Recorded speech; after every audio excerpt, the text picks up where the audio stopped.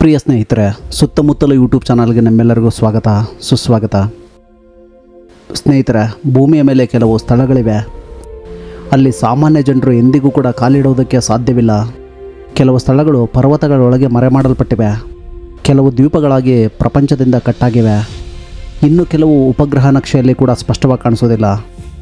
ಅವುಗಳ ಸುತ್ತ ಸೈನಿಕರ ಕಾವಲು, ರಹಸ್ಯ ಬಾಗಿಲುಗಳು, ನಿರ್ಬಂಧಿತ ವಾಯು ಪ್ರದೇಶ ಮತ್ತು ಜಗತ್ತಿಗೆ ತಿಳಿಯದ ಅನೇಕ ಪ್ರಶ್ನೆಗಳಿದ್ದಾವೆ. ಒಳಗೆ ಏನಿದೆ? ರಹಸ್ಯ ಶಸ್ತ್ರಾಸ್ತ್ರಗಳ, ಭೂಗತ ನಗರಗಳ, ಅಥವಾ ಸರ್ಕಾರಗಳು ಮರೆಮಾಡಲು ಬಯಸುವ ಇನ್ನೇನಾದರೂ ಇದೆಯಾ? ಇಂದು ನಾವು ಈ ವಿಡಿಯೋ ಮೂಲಕ ಅಂತಹ ಪ್ರದೇಶಗಳಿಗೆ ವರ್ಚುವಲ್ ಪ್ರವೇಶ ಮಾಡ್ತಾ ಇದ್ದೇವೆ. ಅದಕ್ಕೂ ಮೊದಲು ನೀವು ನಮ್ಮ ಸುತ್ತಮುತ್ತಲು ಯೂಟ್ಯೂಬ್ ಚಾನಲ್ಗೆ ಸಬ್ಸ್ಕ್ರೈಬ್ ಆಗದೆ ಹೋದರೆ ಸಬ್ಸ್ಕ್ರೈಬ್ ಆಗಿ. ಈ ವಿಡಿಯೋ ನಿಮಗೆ ಇಷ್ಟ ಆದರೆ ಲೈಕ್ ಮತ್ತು ಶೇರ್ ಮಾಡೋದನ್ನು ಮರಿಬೇಡಿ.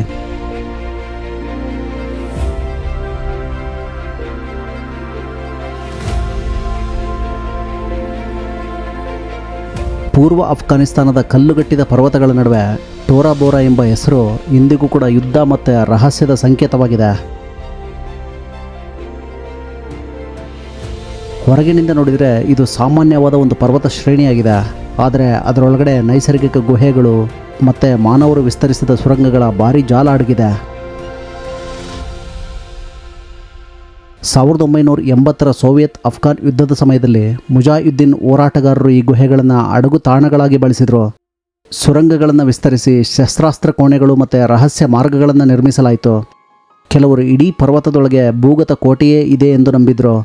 ಆದರೆ 2001ರ 9/11 ದಾಳಿಯ ನಂತರ ಟೋರಾ ಬೋರಾ ಜಗತ್ತಿನ ಗಮನವನ್ನು ಸೆಳೆಯುತ್ತೆ.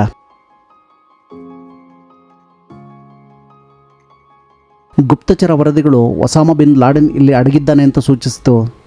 ಅಮೆರಿಕ ಭಾರಿ ಬಾಂಬ್ ದಾಳಿಗಳನ್ನು ಆರಂಭಿಸಿ ಇಲ್ಲಿನ ಪರ್ವತಗಳನ್ನು ನಡುಗಿಸೋದಕ್ಕೆ ಶುರು ಮಾಡ್ತು. ಗುಹೆಗಳು ಕುಸಿದವು.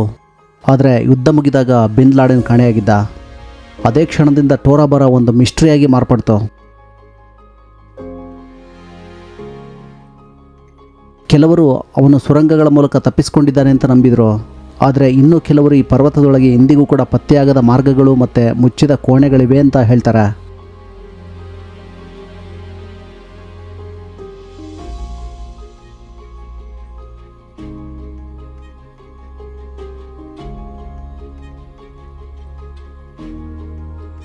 ಆರ್ಟಿಕ್ ಹಿಮ ಮತ್ತು ಕತ್ತಲೆಯ ಮಧ್ಯೆ ಪರ್ವತದೊಳಗೆ ಕೆತ್ತಿದ ಒಂದು ವಿಚಿತ್ರ ದ್ವಾರ ಮೌನವಾಗಿ ನಿಂತಿದೆ.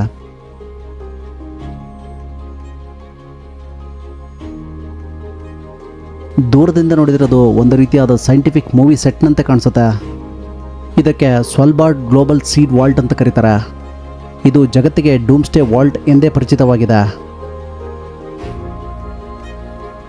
ಆದರೆ ಇಲ್ಲಿ ಚಿನ್ನ ಅಥವಾ ಶಸ್ತ್ರಾಸ್ತ್ರಗಳಿಲ್ಲ. ಇಲ್ಲಿ ಸಂರಕ್ಷಿಸಲ್ಪಟ್ಟಿರುವುದು ಮಾನವ ನಾಗರಿಕತೆಯ ಭವಿಷ್ಯ. ಲಕ್ಷಾಂತರ ಬೀಜಗಳು, ಅಕ್ಕಿ, ಗೋಧಿ, ಮೆಕ್ಕೆಜೋಳ ಮತ್ತು ಅಪರೂಪದ ಸಸ್ಯಗಳ ಬೀಜಗಳನ್ನು ಈ ಪರ್ವತದೊಳಗಿನ ಹಿಮಕಟ್ಟಿದ ಕೋಣೆಗಳಲ್ಲಿ ಸುರಕ್ಷಿತವಾಗಿ ಸಂಗ್ರಹಿಸಲಾಗಿದೆ. ಯುದ್ಧ, ಹವಾಮಾನ ಬದಲಾವಣೆ ಮತ್ತು ಜಾಗತಿಕ ವಿಪತ್ತಿನಿಂದ ಬೆಳೆಗಳು ನಾಶವಾದರೆ ಈ ಬೀಜಗಳಿಂದ ಕೃಷಿಯನ್ನು ಮತ್ತೆ ಆರಂಭಿಸಬಹುದು. ಅಂದರೆ ಇದು ಭೂಮಿಯ ಆಹಾರ ವ್ಯವಸ್ಥೆಯ ಅಂತಿಮ ಬ್ಯಾಕಪ್ ಆಗಿದೆ. ಸ್ವಾಲ್ಬಾರ್ಡ್ ಆಯ್ಕೆಯಾಗಿರುವುದಕ್ಕೂ ಒಂದು ಕಾರಣ ಇದೆ. ಇಲ್ಲಿಯ ನೆಲ ಶಾಶ್ವತವಾಗಿ ಹಿಮಗೊಂಡಿದೆ.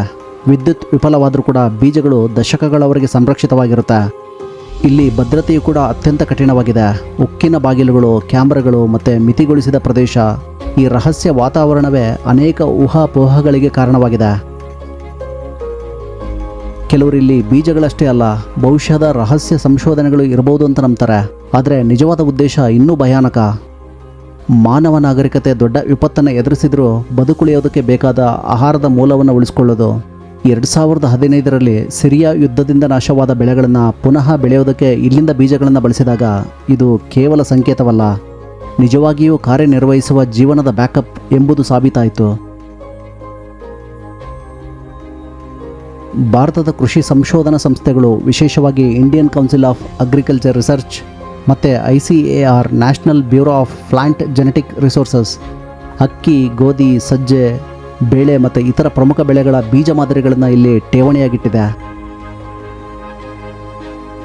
ಈ ಆರ್ಟಿಕ್ ಪರ್ವತದೊಳಗೆ ಭಾರತದ ಕೃಷಿ ಪರಂಪರೆಯ ಬ್ಯಾಕಪ್ ಕೂಡ ಮೌನವಾಗಿ ಸಂಗ್ರಹವಾಗಿದೆ.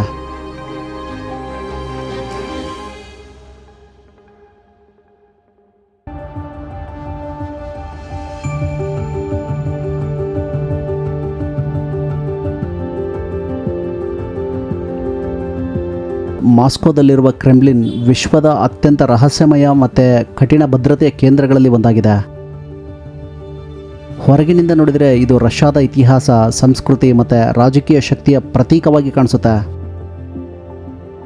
ಕೆಂಪು ಗೋಡೆಗಳು, ಮಾಣಿಕ್ಯ ನಕ್ಷತ್ರಗಳಿಂದ ಹೊಳೆಯುವ ಗೋಪುರಗಳು ಮತ್ತು ಹತ್ತಿರದಲ್ಲಿರುವ ಸೈಂಟ್ ಬಸಿಲ್ಸ್ ಕ್ಯಾಥೆಡ್ರಲ್ನ ಬಣ್ಣ ಬಣ್ಣದ ಗುಮ್ಮಟಗಳು ಪ್ರವಾಸಿಗರನ್ನ ಸೆಳೆಯುತ್ತೆ.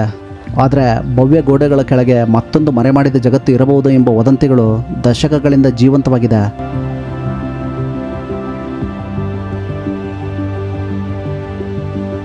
ಇತಿಹಾಸಕಾರರು ಮತ್ತು ಮಾಜಿ ಸೋವಿಯತ್ನ ಒಳಗಿನವರು ಕ್ರೆಮ್ಲಿನ್ ಕೆಳಗೆ ಸುರಂಗಗಳು, ಭೂಗತ ಬಂಕರ್ಗಳು ಮತ್ತು ರಹಸ್ಯ ತಪ್ಪಿಸಿಕೊಳ್ಳುವ ಮಾರ್ಗಗಳ ಜಾಲವಿರಬಹುದು ಅಂತ ನಂಬ್ತಾರೆ.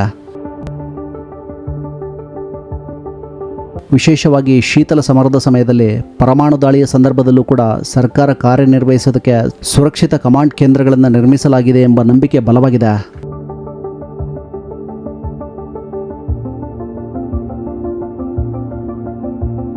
ಮೆಟ್ರೋ 2 ಎಂದು ಕರೆಯಲ್ಪಡುವ ವದಂತಿಯ ಭೂಗತ ರೈಲು ಜಾಲ ಕ್ರೆಮ್ಲಿನನ್ನು ಮಾಸ್ಕೋದ ಪ್ರಮುಖ ಸರ್ಕಾರಿ ಮತ್ತು ಮಿಲಿಟರಿ ತಾಣಗಳಿಗೆ ಸಂಪರ್ಕಿಸುತ್ತೆ ಎಂಬ ಮಾತು ಕೂಡ ಈ ನಿಗೂಢತೆಯನ್ನು ಹೆಚ್ಚಿಸುತ್ತೆ. ಆದರೆ ಹಲವಾರು ಸಾಕ್ಷ್ಯಗಳು ಮತ್ತು ಪುರಾತತ್ವದ ಸುಳಿವುಗಳು ಅದರ ಬಗ್ಗೆ ಕುತೂಹಲವನ್ನು ಜೀವಂತವಾಗಿಟ್ಟಿದ್ದಾವೆ. ಕ್ರೆಮ್ಲಿನ್ ಕೇವಲ ಒಂದು ಕೋಟೆಯಲ್ಲ, ಅದು ಶತಮಾನಗಳ ಶಕ್ತಿ, ರಹಸ್ಯ ಮತ್ತು ಭೂಗತ ನೆರಳು ಜಗತ್ತಿನ ಸಂಕೇತವಾಗಿ ಇಂದಿಗೂ ವಿಶ್ವವನ್ನು ಆಕರ್ಷಿಸುತ್ತಿದೆ.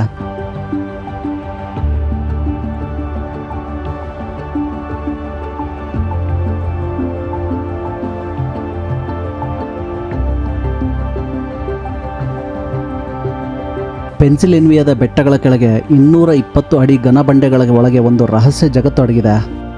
ಅದೇ ಐರನ್ ಮೌಂಟೇನ್. ಒಮ್ಮೆ ಇದು ಸಾಮಾನ್ಯ ಸುಣ್ಣದ ಗಣಿಯಾಗಿತ್ತು, ಆದರೆ ಇಂದು ಇದು ಭೂಮಿಯ ಮೇಲಿನ ಅತ್ಯಂತ ಸುರಕ್ಷಿತ ರಹಸ್ಯ ಸಂಗ್ರಹಣಾ ಕೇಂದ್ರಗಳಲ್ಲಿ ಒಂದಾಗಿದೆ. 1950ರ ಶೀತಲ ಸಮರದ ಸಮಯದಲ್ಲಿ ಪರಮಾಣು ಯುದ್ಧದ ಭಯ ಹೆಚ್ಚಾಗ್ತಿದ್ದಾಗ ಈ ಭೂಗತ ಗಣಿ ಹೊಸ ರೂಪವನ್ನು ಪಡೆದುಕೊಳ್ತು. ಅದರ ತಂಪಾದ ತಾಪಮಾನ, ಕಡಿಮೆ ಆರ್ದ್ರತೆ, ಘನಬಂಡೆಗಳ ರಕ್ಷಣೆ, ಅಮೂಲ್ಯ ದಾಖಲೆಗಳು ಮತ್ತು ಡೇಟಾಗಳನ್ನು ಉಳಿಸೋದಕ್ಕೆ ಪರಿಪೂರ್ಣವಾಗಿತ್ತು. ಇಂದು ಇಲ್ಲಿ ಸರ್ಕಾರಗಳ ರಹಸ್ಯ ದಾಖಲೆಗಳು, ಕಂಪನಿಗಳ ಮಹತ್ವದ ಡೇಟಾ, ಐತಿಹಾಸಿಕ ಫೋಟೋಗಳು, ಸಿನಿಮಾ ರೀಲ್ಗಳು ಮತ್ತು ಸಂಗೀತದ ಮೂಲ ಮಾಸ್ಟರ್ ರೆಕಾರ್ಡಿಂಗ್ಗಳವರೆಗೆ ಸಂಗ್ರಹಿಸಲಾಗಿದೆ. ಗೋನ್ ವಿತ್ ದ ವಿಂಡ್, ವಿಜರ್ಡ್ ಆಫ್ ಓಝೆಡ್ ನಂತಹ ಕ್ಲಾಸಿಕ್ಸ್ ಸಿನಿಮಾಗಳ ಮೂಲ ರೀಲ್ಗಳು ಕೂಡ ಇಲ್ಲಿ ಇರುವುದಾಗಿ ಹೇಳಲಾಗುತ್ತೆ. ಕೆಲವು ವರದಿಗಳ ಪ್ರಕಾರ ಬಿಲ್ ಗೇಟ್ಸ್ ಅವರ ಡಿಜಿಟಲ್ ಆರ್ಕೈವ್ ಭಾಗವೂ ಕೂಡ ಇಲ್ಲಿ ಸುರಕ್ಷಿತವಾಗಿದೆ. ಐರನ್ ಮೌಂಟೈನ್ನ ಭದ್ರತೆ ಸಿನಿಮಾ ಮಟ್ಟದ್ದಾಗಿದೆ. ಬಯೋಮೆಟ್ರಿಕ್ ಸ್ಕ್ಯಾನರ್ಗಳು, ಸಶಸ್ತ್ರ ಗಾರ್ಡ್ಗಳು, 100 ಕ್ಯಾಮರಾಗಳು ಮತ್ತು ಕಠಿಣ ಪ್ರವೇಶ ನಿಯಮಗಳು ಒಳಗೆ ಹೋಗುವವರು ಭೂಗತ ನಗರಕ್ಕೆ ಇಳಿದಂತೆ ಅನುಭವಿಸ್ತಾರೆ. ಅಲ್ಲಿ ರಸ್ತೆ, ಟ್ರಕ್ ಮಾರ್ಗಗಳು ಮತ್ತು ಕೆಲಸಗಾರರ ಕೆಫೆಟೇರಿಯಾಗಳು ಕೂಡ ಇದ್ದಾವೆ. ಹೊರ ಜಗತ್ತಿಗೆ ಇದು ಇನ್ನೂ ನಿಗೂಢವಾಗಿಯೇ ಉಳ್ಕೊಂಡಿದೆ.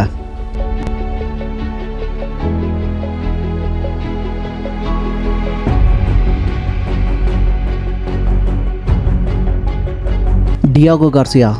ಹಿಂದೂ ಮಹಾಸಾಗರದ ಮಧ್ಯದಲ್ಲಿ ಮೇಲಿನಿಂದ ನೋಡಿದರೆ ಇದು ಸ್ವರ್ಗದಂತಿರುವ ದ್ವೀಪವಾಗಿದೆ. ನೀಲಿ ಸಮುದ್ರ, ಬಿಳಿ ಮರಳು ಮತ್ತು ತಾಳೆ ಮರಗಳಿಂದ ಸುತ್ತುವರಿದ ಈ ಸ್ಥಳದ ಹೆಸರು ಡಿಯಾಗೋ ಗಾರ್ಸಿಯಾ.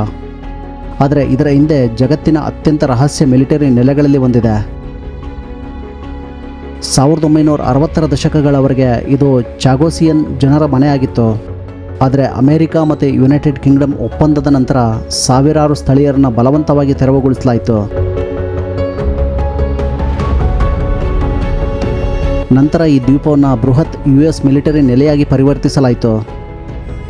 ಇದು ಆಫ್ರಿಕಾ, ಏಷ್ಯಾ ಮತ್ತು ಮಧ್ಯಪ್ರಾಚ್ಯದ ಮಧ್ಯದಲ್ಲಿರುವ ಕಾರಣ ಡಿಯಾಗೋ ಗಾರ್ಸಿಯಾ ಅಮೆರಿಕದ ತೇಲುವ ಕೋಟೆಯಾಗಿ ಮಾರ್ಪಡ್ತು. ವರದಿಗಳ ಪ್ರಕಾರ ಅಫ್ಘಾನಿಸ್ತಾನ ಮತ್ತು ಇರಾಕ್ ಯುದ್ಧಗಳ ಮೇಲೆ ಇಲ್ಲಿಂದ ಬಾಂಬರ್ ವಿಮಾನಗಳು ಕಾರ್ಯಾಚರಣೆ ನಡೆಸಿದ್ವು. ಈ ದ್ವೀಪಕ್ಕೆ ಸಾಮಾನ್ಯ ನಾಗರಿಕರಿಗೆ ಪ್ರವೇಶವಿಲ್ಲ. ಸುತ್ತಲಿನ ನೀರು ಮತ್ತು ವಾಯು ಪ್ರದೇಶ ಕಟ್ಟುನಿಟ್ಟಾಗಿ ಕಾವಲು ಕಾಯಲ್ಪಟ್ಟಿವೆ. ಅಮೆರಿಕದ 9/11 ಇನ್ಸಿಡೆಂಟ್ ನಂತರ CIAಯ ರಹಸ್ಯ ಬಂಧನ ಕೇಂದ್ರಗಳಿಗೆ ಇದನ್ನು ಬಳಸಲಾಗಿದೆ. 2014ರಲ್ಲಿ ಮಲೇಷ್ಯಾ ಏರ್ಲೈನ್ಸ್ ಫ್ಲೈಟ್ 370 ಕಣ್ಮರೆಯಾದ ನಂತರ ಕೆಲವರು ಇದನ್ನು ಈ ದ್ವೀಪಕ್ಕೆ ತರಲಾಗಿದೆ ಅಂತ ಊಹಿಸಿದರು. ಆದರೆ ಇದಕ್ಕೆ ಯಾವುದೇ ಪ್ರೂಫ್ ಸಿಕ್ಕಿಲ್ಲ. ಆದರೆ ಡಿಯಾಗೋ ಗಾರ್ಸಿಯಾದ ಸಂಪೂರ್ಣ ಪ್ರತ್ಯೇಕತೆ ಇಂತಹ ಕಥೆಗಳಿಗೆ ಜೀವ ಕೊಡುತ್ತೆ. ಈ ಡಿಯೋಗೋ ಗಾರ್ಸಿಯಾ ಒಂದೇ ಸಮಯದಲ್ಲಿ ಸ್ವರ್ಗವೂ ಹೌದು, ಕೋಟೆಯೂ ಹೌದು.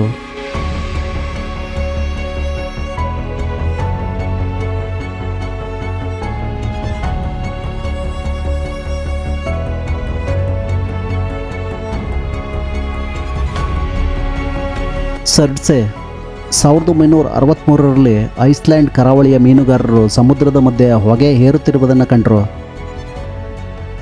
ಕೆಲವೇ ದಿನಗಳಲ್ಲಿ ಅಟ್ಲಾಂಟಿಕ್ ಸಾಗರದ ಮಧ್ಯೆ ಒಂದು ಹೊಸ ದ್ವೀಪ ಹುಟ್ಕೊಂಡಿತ್ತು. ಸರ್ಡ್ಸೆ ನಾರ್ಸ್ ಪುರಾಣದ ಬೆಂಕಿ ದೈತ್ಯ ಸರ್ಟರ್ ಹೆಸರಿನಿಂದ ಇದಕ್ಕೆ ಈ ಹೆಸರನ್ನು ಇಡಲಾಯಿತು. ಆರಂಭದಲ್ಲಿ ಇಲ್ಲಿ ಏನೂ ಇರಲಿಲ್ಲ, ಮರಗಳಿಲ್ಲ, ಪ್ರಾಣಿಗಳಿಲ್ಲ, ಮಣ್ಣು ಇಲ್ಲ, ಕೇವಲ ಕಪ್ಪು ಜ್ವಾಲಾಮುಖಿ ಬಂಡೆ. ಆದರೆ ನಿಧಾನವಾಗಿ ಗಾಳಿಯಿಂದ ಸೂಕ್ಷ್ಮ ಜೀವಿಗಳು ಬಂದವು. ಸಮುದ್ರದ ಪಕ್ಷಿಗಳು ಬೀಜಗಳನ್ನು ತಂದವು. ನಂತರ ಹುಲ್ಲುಗಳು, ಹೂವುಗಳು, ಕೀಟಗಳು, ಜೀವಿಗಳು ಕಾಣಿಸ್ಕೊಳ್ಳೋದಕ್ಕೆ ಆರಂಭಿಸಿದವು. ವಿಜ್ಞಾನಿಗಳಿಗೆ ಇದು ಜೀವ ಹೇಗೆ ಆರಂಭವಾಗುತ್ತದೆ ಎಂಬುದನ್ನು ನೇರವಾಗಿ ನೋಡೋ ಒಂದು ಜೀವಂತ ಪ್ರಯೋಗಾಲಯ ಆಯಿತು.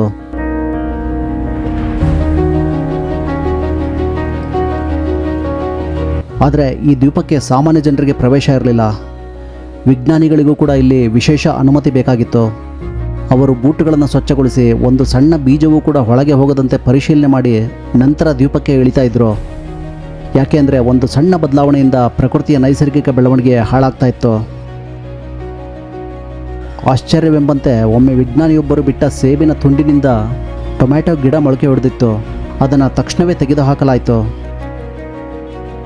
ಈ ಸರ್ಡ್ಸೆ ದೂರದಿಂದ ನೋಡೋದಕ್ಕೆ ಸುಂದರವಾಗಿ ಕಾಣಿಸುತ್ತೆ, ಆದರೆ ಮುಟ್ಟೋದಕ್ಕೆ ಸಾಧ್ಯ ಇಲ್ಲ. ವಿಜ್ಞಾನಿಗಳು ಹೇಳುವಂತೆ ಇನ್ನೂ ಕೆಲವು ಶತಮಾನಗಳ ನಂತರ ಅಟ್ಲಾಂಟಿಕ್ ಅಲೆಗಳು ಈ ದ್ವೀಪವನ್ನು ಸಂಪೂರ್ಣವಾಗಿ ಅಳಿಸಿಬಿಡಬಹುದು. ಅದಕ್ಕಾಗಿಯೇ ಸರ್ಡ್ಸೆ ಕೇವಲ ಒಂದು ದ್ವೀಪವಲ್ಲ, ಪ್ರಕೃತಿ ಹೇಗೆ ಹುಟ್ಟುತ್ತೆ ಮತ್ತು ಹೇಗೆ ನಿಧಾನವಾಗಿ ಮಾಯವಾಗುತ್ತೆ ಅನ್ನೋದನ್ನು ತೋರಿಸುವ ಒಂದು ಜೀವಂತ ಕತೆ.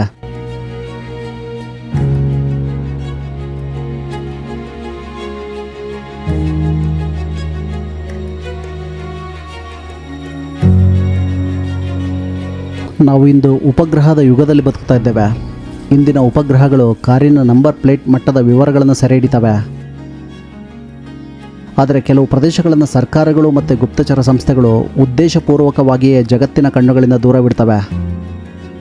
ಅವುಗಳಲ್ಲಿ ಉತ್ತರ ಕೊರಿಯಾದ ರಹಸ್ಯ ಸೈನಿಕ ವಲಯಗಳು, ಅಮೆರಿಕದ ನವೆಡಾ ಟೆಸ್ಟ್ ಸೈಟ್, ಇಸ್ರೇಲ್ನ ಅತ್ಯಂತ ಭದ್ರ ಪ್ರದೇಶಗಳು ಇವೆಲ್ಲ ಉಪಗ್ರಹ ನಕ್ಷೆಗಳಲ್ಲಿ ಮಸುಕಾಗಿವೆ, ಫಿಕ್ಸಲೇಟೆಡ್ ಆಗಿವೆ ಅಥವಾ ಹಳೆಯ ಚಿತ್ರಗಳಿಂದ ಮುಚ್ಚಲ್ಪಟ್ಟಿವೆ.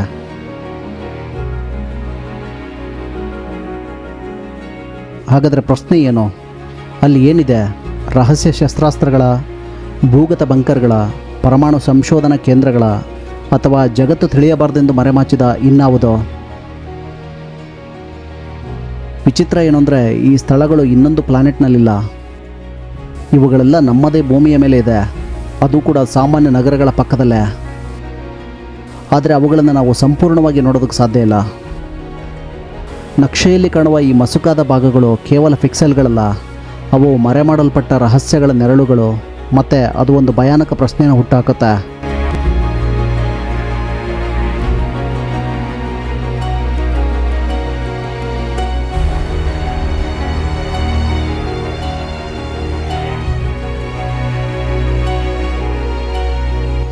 ದರ್ವಾಜಾ ಗ್ಯಾಸ್ ಕ್ರೇಟರ್ ಅಥವಾ ದರ್ವಾಜಾ ಅನಿಲ ಕುಳಿ ಭೂಮಿ ಮೇಲೆ ಒಂದು ಸ್ಥಳ ಇದೆ.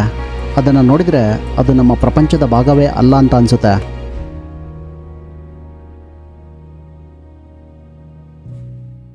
ರಾತ್ರಿಯ ಸಮಯದಲ್ಲಿ ದೂರದಿಂದ ಹೊಳೆಯುವ ಈ ಅಗ್ನಿಗರ್ಭವನ್ನು ಜಗತ್ತು ಡೋರ್ ಟು ಹೆಲ್ ಎಂದು ಕರೆಯುತ್ತೆ.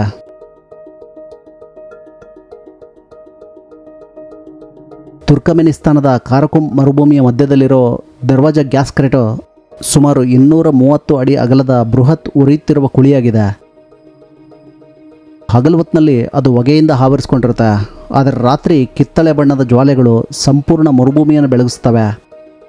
ದೂರದಿಂದ ನೋಡಿದರೆ ಭೂಮಿಯೇ ತೆರೆದು ಒಳಗಿನ ಬೆಂಕಿಯನ್ನು ಹೊರಗೆ ತಳ್ತಾ ಇರುವಂತೆ ಕಾಣಿಸುತ್ತೆ. ವಿಚಿತ್ರ ಸಂಗತಿ ಏನಂದರೆ ಇದು ಪ್ರಕೃತಿಯ ಜ್ವಾಲಾಮುಖಿ ಅಲ್ಲ. 1971ರಲ್ಲಿ ಸೋವಿಯತ್ ವಿಜ್ಞಾನಿಗಳು ಇಲ್ಲಿ ಅನಿಲ ಸಂಶೋಧನೆ ನಡೆಸುತ್ತಿದ್ದಾಗ ನೆಲ ಕುಸಿತು.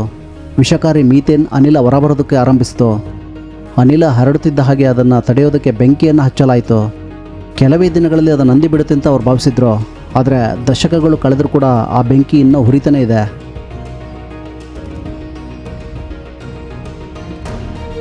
ರಾತ್ರಿ ಇದರ ಅಂಚಿನಲ್ಲಿ ನಿಂತರೆ ಕೆಳಗಿನಿಂದ ಬರುವ ಉಷ್ಣತೆ ಜ್ವಾಲೆಗಳ ಗರ್ಜನೆ ಭಯವನ್ನು ಹುಟ್ಟಿಸುತ್ತೆ. ಅದಕ್ಕಾಗಿಯೇ ಇದಕ್ಕೆ ಡೋರ್ ಟು ಹೆಲ್ ಎಂದು ಕರೆಯಲಾಗುತ್ತೆ.